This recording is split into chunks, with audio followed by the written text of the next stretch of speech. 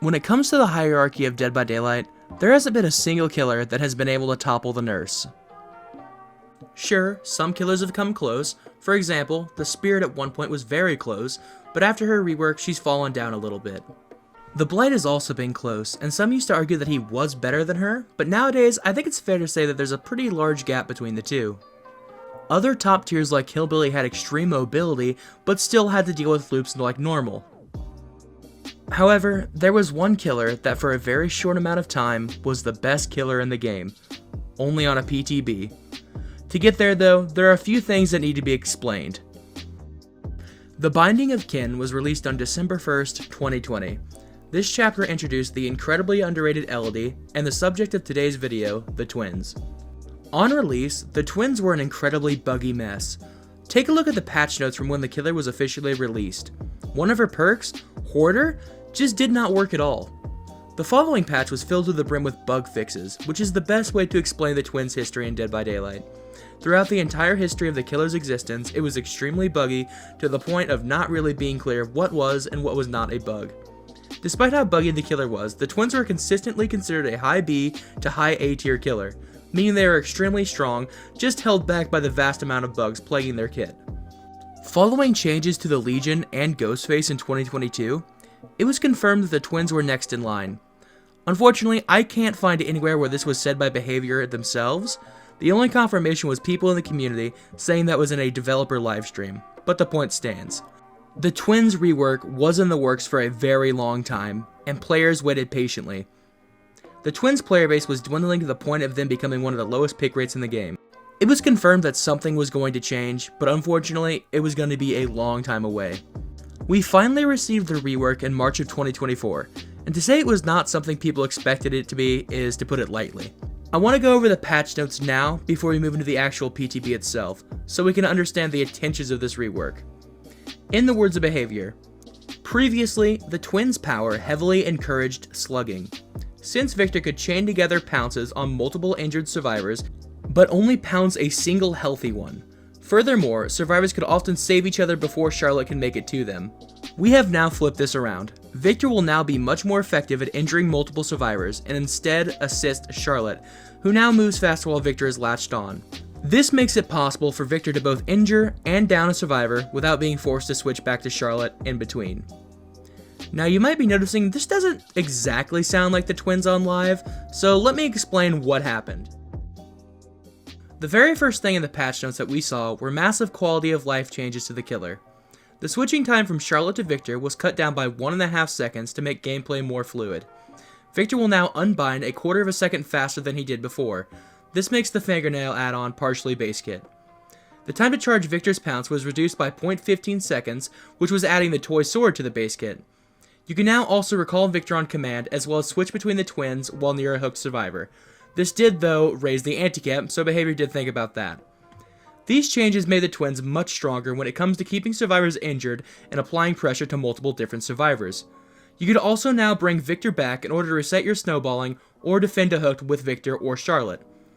This all made the killer feel much less clunky, as well as drastically increasing the killer's lethality. It might not sound extremely bad, however the devil is in the next set of details. There was a complete inversion of how the twins worked. Now, when Victor hit you, he would no longer latch onto you. He would also recover extremely quickly and be on you again. At this point, if he downed you, he would stay on your back. Charlotte would then get a 10% haste until she either picked up with a survivor or hit another survivor. Again though, there's some added details here. If Victor hit a pounce, he couldn't be crushed. So if he got a hit, there was nothing you could do to stop his snowball. The only time Victor would be able to be crushed was if he missed a survivor or if he was latched onto one in the dying state. People that were near a latched onto survivor though would no longer be revealed with Killer Instinct. There was also a bit of a quality of life feature for survivors that caused Victor to glow red after missing a leap to indicate that he was kickable.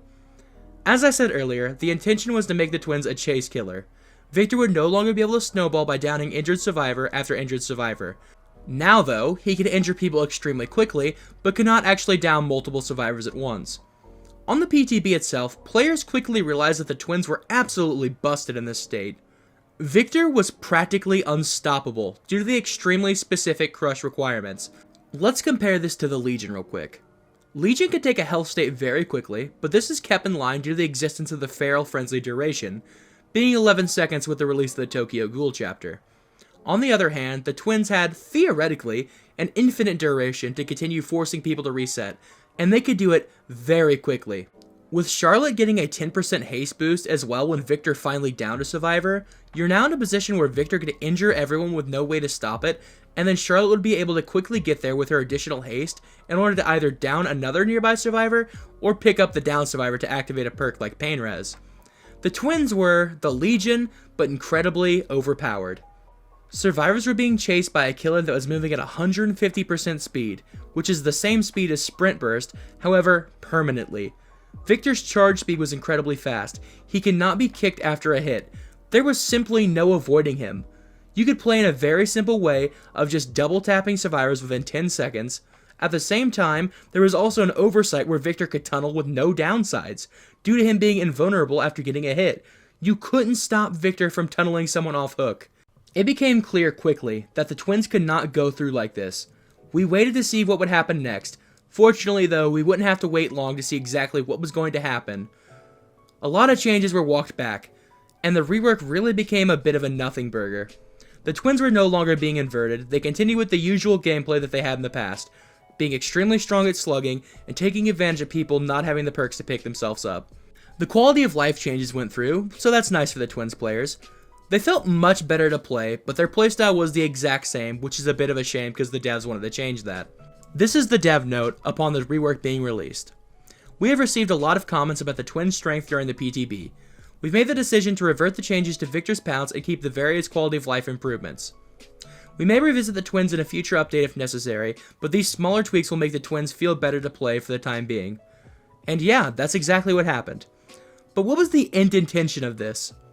Well, the twins became a bit easier to play and much, much stronger. The bugs were mostly cleaned up a bit, which was a vast improvement, but unfortunately, there were new bugs introduced at the same time. So, was this rework a success? Well, that's a bit more difficult to decide. In terms of strength, absolutely. The twins shot up to a much higher position on the tier list, despite occupying a decent position to begin with. In the end though, the twins didn't really change that much. It's the same killer, just a bit less buggy and a bit stronger.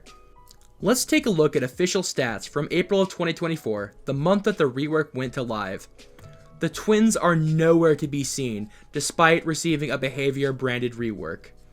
It's a shame really, because I think the twins are an extremely unique and interesting killer. They have their own unique niche that they fit into, and unfortunately, I don't know if they'll ever be anything more than that.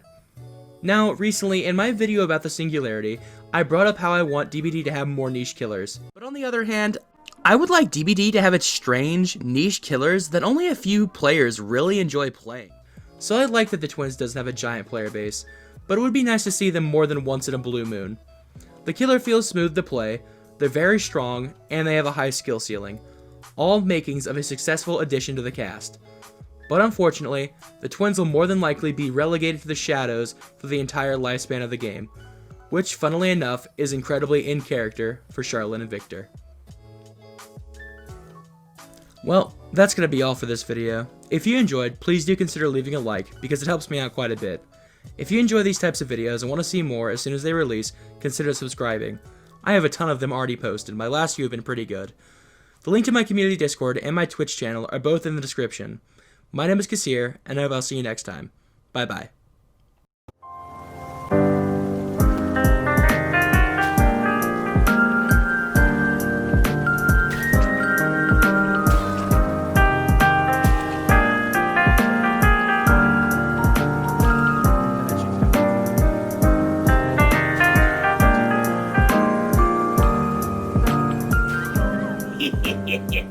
Fuck you, bitch.